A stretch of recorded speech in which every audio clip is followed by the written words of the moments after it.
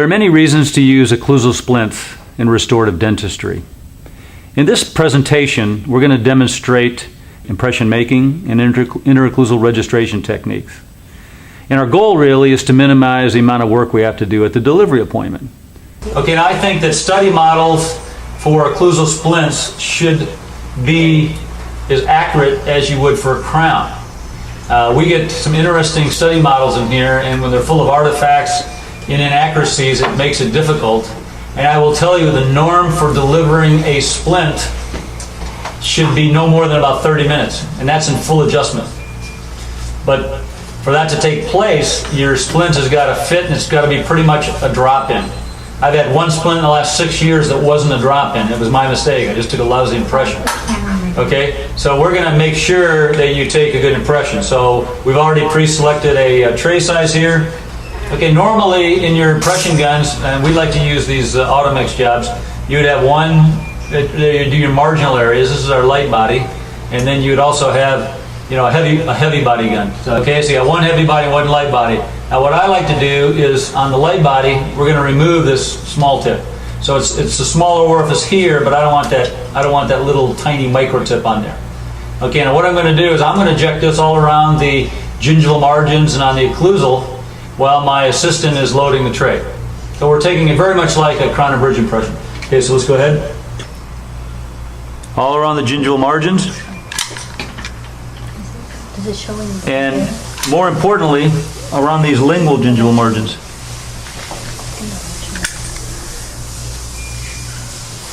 And then I'm even going to do a little over the occlusal. Taking it, see? I want to make sure that I have a good adaptation. The tray has been loaded pretty well. We need to have a little more on this pallet here. Make sure you get plenty in the tray because we want to get some palatal coverage. Open it as wide as you can. Okay, then we're going to seat this over. Make sure you pull that lip up real good and go ahead and seat this. You okay? Gagging you a little bit? Okay. Okay, we're going to take a 5-minute break while this sets. We're going to have a real accurate appliance. Now, keep in mind that we're going to use this same impression not only for splint fabrication, but we're going to pour this several times. It's a very accurate material, so we're going to pour it one set for our pre-op study models. If we're doing a restorative case, we're going to pour one set for our diagnostic wax-up. We use 2 sets for our splint, one to process the splint on and one to seat it on. So we had 4 models on the upper and 2 lowers right from the very beginning. Okay?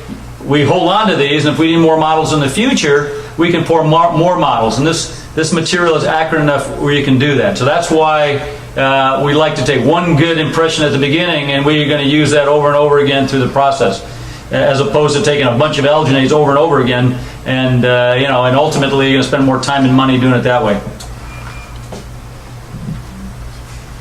I like to use a regular set material. You know, whether I save a minute or 2 is not going to be a big deal.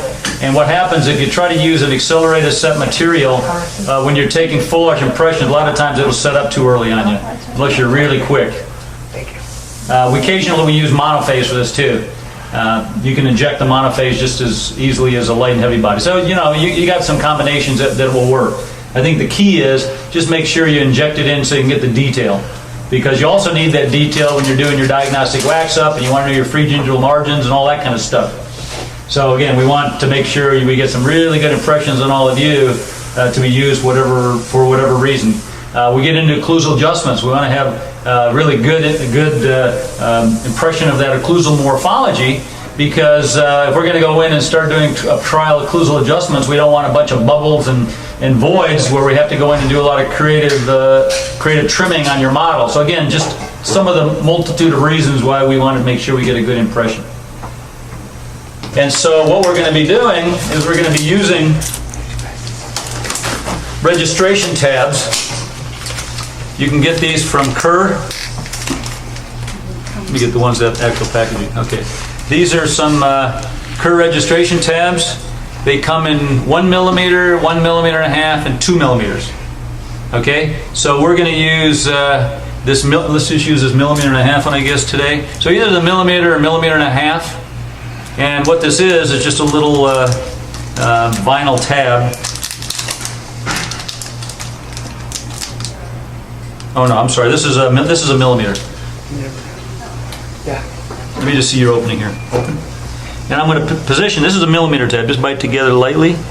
I'm going to position this in her mouth. Okay, and that's going to pretty much guarantee that I'm going to have a millimeter of space in the posterior part of the mouth. Okay, so you're either going to use a millimeter or the green, which is a 1.5 mm. I don't really care.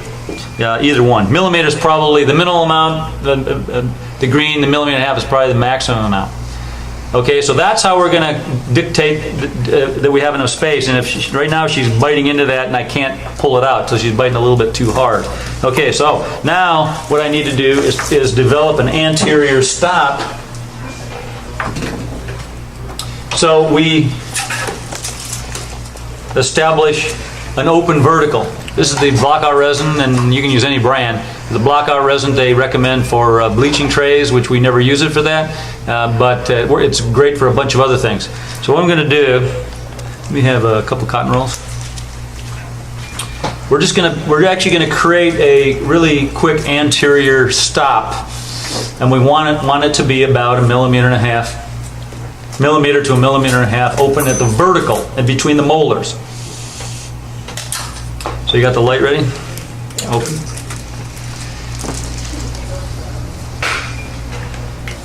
Okay, so what I'm going to do first, I'm just going to flow a little bit over the facial. Okay, and I'm going to flow it a little bit over. Let me have a white background here. Open up just a little. You can see this a little better. And I'm going to be flowing it over the incisal, just so we have a little bit of rest on the teeth. Okay, go ahead and cure that.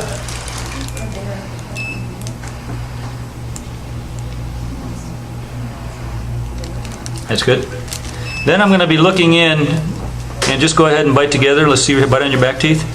I'm looking to kind of see where her centric occlusal contact is. Okay. And then open up. And then I'm just going to be extending my material down into that area. Cure again.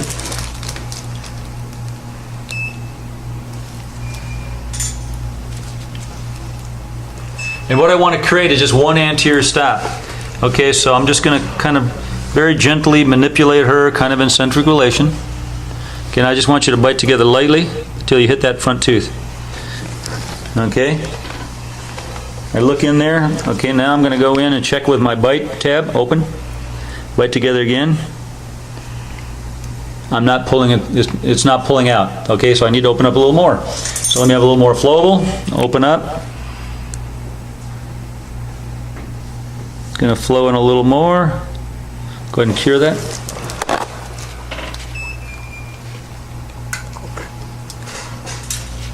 And we're going to check it again. Okay, now I'm pulling through, and it looks like we got a lot of clearance up here, but it's just I'm feeling a little drag back in those molars. So that's about the minimal amount of opening that I want. I verified it with my bite tab. My bite tab pulled through. If you want to make them a little thicker, use a 1.5 mm. If you want a little more insurance that you've got. If you've got the space that you want. Now we're going to open up. We're going to inject our bite registration material, and you're going to be biting in that back position again. Okay, I'm just kind of forcing it into those occlusals. Open. Okay, now she's a little bit, she wants to bite forward. Just relax, let your jaw go back. Okay, just relax, let your jaw go back. Just let your, okay, that's the way, just relax. Now slowly bite together till that hits that front tooth. Just bite together. Okay, and if you use the right amount, you should just have those cuss tips. So we're going to take a look at this. What we won't accept is occlusal registrations. They got about 1.5 pounds of material exuding beyond the cuss tips. Okay, so ultimately what we're going to end up with is an interocclusal registration at the open vertical, minimum of 1 millimeter in the molar area to 1.5 millimeters. And so at this position, this bite is accurate. We're going to actually mount our models in this position because we know this position is accurate.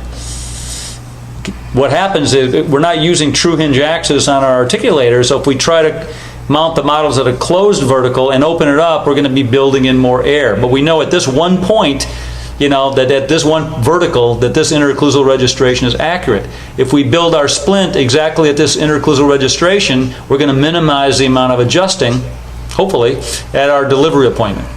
So this is why we want to, anytime you take an interocclusal registration and you're going to be making something, try to always do it at the vertical dimension that you want it fabricated. Wake up my computer again. Okay, open up. Now I don't care if I keep this little anterior piece. We're going to just take that off of there. Now, let me show you this work. Okay, so we look at our registration. You'll see that we just got cuss tips, and that's just about right, actually. If you have a lot of excess, you want to cut away the excess. If we look at the lower, again, you can see we've just got kind of the tips of the cusp. I lucked out in my demonstration here and got about the right amount. Okay, again, if you have more than that, we'll have scalpels available for you today. You need to remove the excess, and you need to trim it back. We just want to see those cusp tips. We don't want to see a lot of excess.